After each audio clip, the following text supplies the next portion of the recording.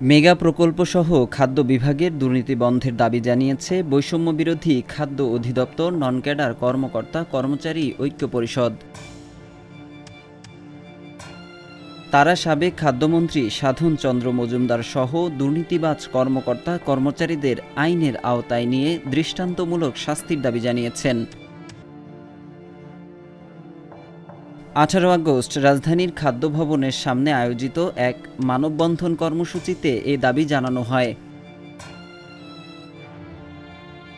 ঐক্য পরিষদ নেতারা তাদের 9 দফা বাস্তবায়নের দাবি জানিয়ে বলেন, উপজেলা খাদ্য নিয়ন্ত্রক পদ খাদ্য ক্যাডারে তালিকাভুক্ত করতে হবে। খাদ্য পরিদর্শক ও সাইলো সুপারভাইজারদের প্রথম গ্রেড এবং অন্যান্য পদের বেতন গ্রেড উন্নীত করতে হবে। পাশাপাশি আন্তঃক্যাডার বৈষম্য নিরসন এবং অতিরিক্ত পরিচালক ও উপপরিচালক পদের আপগ্রেড করতে হবে। এছাড়া বিদ্যমান বদলি নীতিমালা সংশোধন ও দলীয় বিবেচনায় নীতিমালা বহির্ভূত বদলি বাতিল করতে হবে।